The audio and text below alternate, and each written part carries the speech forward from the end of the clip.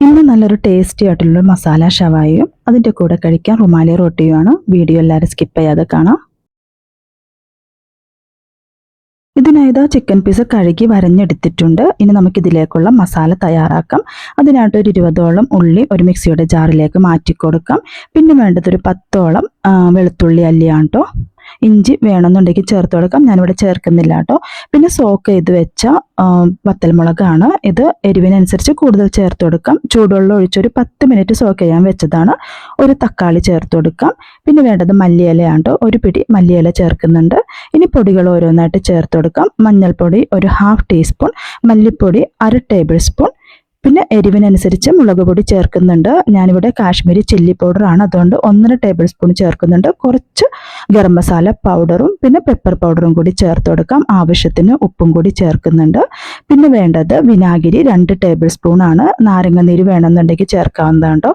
പിന്നെ കുറച്ച് ഓയിലും കൂടി ചേർത്ത് നല്ലതുപോലെ ഒന്ന് പേസ്റ്റ് രൂപത്തിൽ അരച്ചെടുക്കാം. അപ്പോൾ ഇതുപോലെ അരച്ചെടുത്തിട്ടുണ്ട്. ഇനി നമുക്ക് ആ ഒരു ചിക്കൻ പീസസിൽ ഈ ഒരു മസാല മാരിനേറ്റ് ചെയ്ത് അരമണിക്കൂറെങ്കിലും കുറഞ്ഞതൊന്ന് വെക്കാം കേട്ടോ.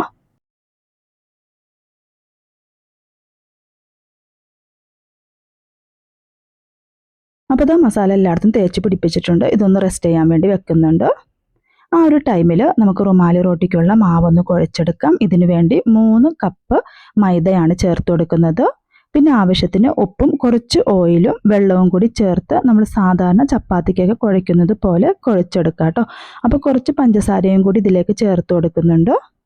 ഇനി അല്പാൽപമായിട്ട് വെള്ളം ഒഴിച്ച് ചപ്പാത്തിക്ക് കുഴച്ചെടുക്കുന്ന പോലെ കുഴച്ചെടുക്കാം.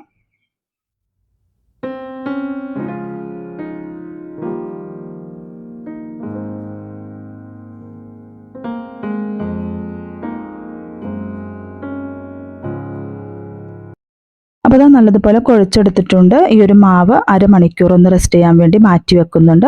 ആ ഒരു ടൈമിൽ ചിക്കൻ എടുക്കുന്നുണ്ട് കേട്ടോ. ഇനി ഇത് കുക്കറിലേക്ക് ഇട്ട് കൊടുക്കാം. ആ ഒരു മസാലയോട് കൂടി തന്നെ കുക്കറിലേക്ക് ഇടുന്നുണ്ട്. വെള്ളമൊന്നും ചേർത്ത് കൊടുക്കേണ്ട ആവശ്യമില്ല.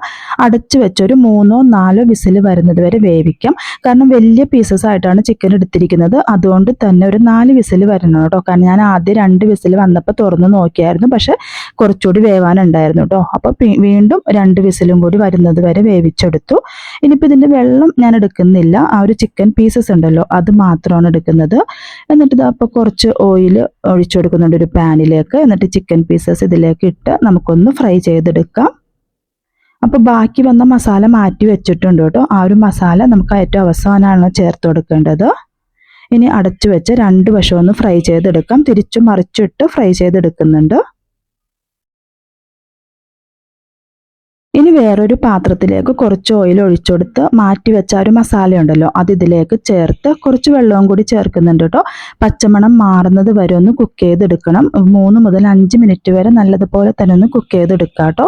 നല്ലപോലെ മിക്സ് ചെയ്തിട്ട് ആ ഒരു വെള്ളമെല്ലാം വറ്റി വരുന്നത് വരെ കുക്ക് ചെയ്തെടുക്കാം. അപ്പോൾ മസാലയുടെ പച്ചമണം എല്ലാം മാറി ആ ഒരു ഓയിലിൽ കിടന്ന് ഇത് നല്ലതുപോലെ കുക്കാകുമ്പോഴാണ് കേട്ടോ ആ ടേസ്റ്റ് വരിക.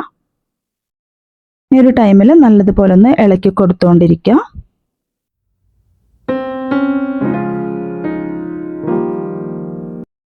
അപ്പോൾ മസാല എല്ലാം വറ്റി കുറച്ചൊന്ന് കുറുകി വന്നിട്ടുണ്ട് കേട്ടോ. ഇനി നമുക്ക് ആ ചിക്കൻ പീസസിലേക്ക് ഒഴിച്ചു കൊടുത്തിട്ട് വീണ്ടും 1 മിനിറ്റോളം അടച്ച് വെച്ച് കുക്ക് ചെയ്തെടുക്കുന്നുണ്ട്. കാരണം ആ ചിക്കനിലൊക്കെ നല്ലതുപോലെ മസാല ഒന്ന് പിടിക്കാൻ വേണ്ടിയാണ് കേട്ടോ.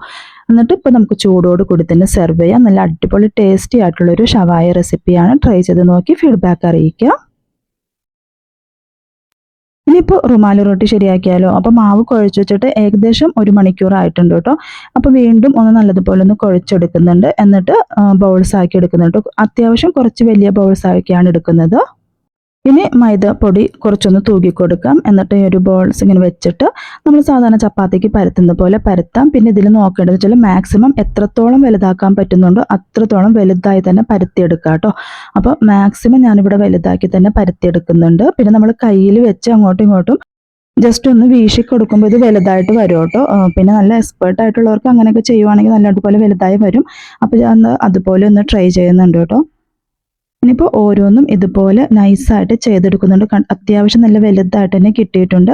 പിന്നെ സാധാരണ റുമാലി റൊട്ടി തയ്യാറാക്കുന്നത് അയൺ കടായി ഉണ്ടല്ലോ, അത് ജസ്റ്റ് ഒന്ന് മറിച്ച് വെച്ച് അതിൻ്റെ മുകളിലായിട്ടാണ് കേട്ടോ ചുട്ടെടുക്കുന്നത്. പക്ഷേ എനിക്ക് അയൺ കടായി ഇല്ലാത്തതുകൊണ്ട് തന്നെ ഞാൻ അത്യാവശ്യം വലിയൊരു പാനിലേക്ക് ഇട്ടിട്ടാണ് കേട്ടോ ചുട്ടെടുക്കുന്നത്. തിരിച്ചും മറിച്ചിട്ട് ചുട്ടെടുക്കാം. വേണമെന്നുണ്ടെങ്കിൽ ഓയിൽ ചേർത്തെടുക്കാവുന്നതാണ്.